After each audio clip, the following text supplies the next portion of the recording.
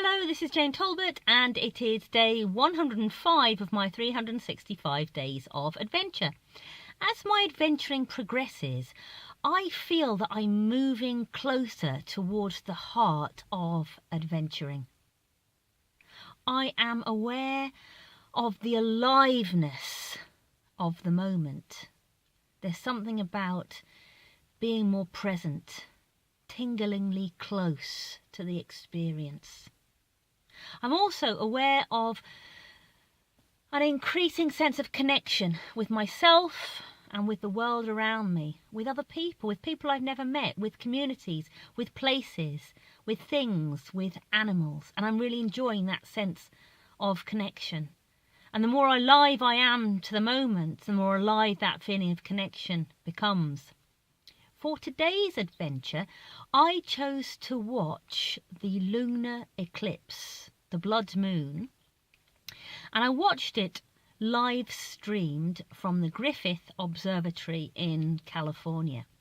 And of course, I could have watched that later in the day, but what I've become attracted to is the aliveness of the moment, of something actually happening in front of my very eyes, and sharing that witness, sharing that experience with other human beings. And even talking about it now, I feel quite emotional.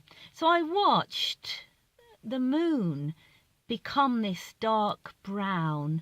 It was a kind of ferrous, rusty brown.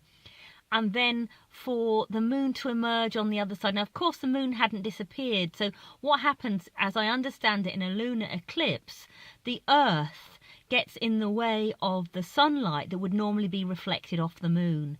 And this sunlight has to get passed through the Earth's atmosphere. So the Earth is between the sun and the moon. And in the act of passing through the atmosphere, this creates this redness. And if you watched the moon, it looked like a dragon was breathing hot red smoke onto the moon. And as the people in the observatory in California watched this, and you could hear their excitement and share their excitement, and you could hear the commentators getting excited and wanting to share what was going on scientifically, I felt like I was actually there. I felt like I was having a once-in-a-lifetime experience. And even though there will be another lunar eclipse, there's going to be one in October, I think, the commentator said something really profound to me. He said, no eclipse is the same. The atmospheric conditions will be different. Every eclipse is unique.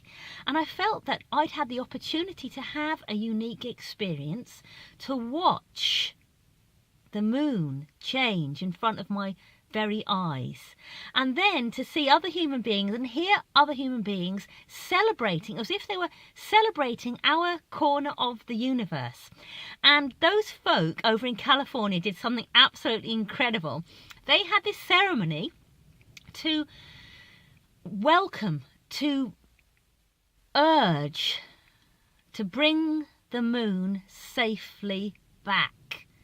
And they were chanting, "Dragon be gone, dragon be gone." And it wasn't until I heard their words that I saw the dragon breath over the moon. And they were having a whale of a time. And the hairs went up on the back of my neck. And I felt connected to that moment. And I felt connected to those people. And I also thought, wow, I'm also connected to my own corner of the universe too. Absolutely incredible, and so glad that I observed it in this alive way. I have tried something like this before in the Venus transit. I don't know if you remember that, June 2012. That was a whole adventure in its own right, and on my blog post I'll pop a story about that too. But as for today's adventure, yeah, I'm feeling connected to the whole universe. Pretty awesome, as they say over in California. Bye!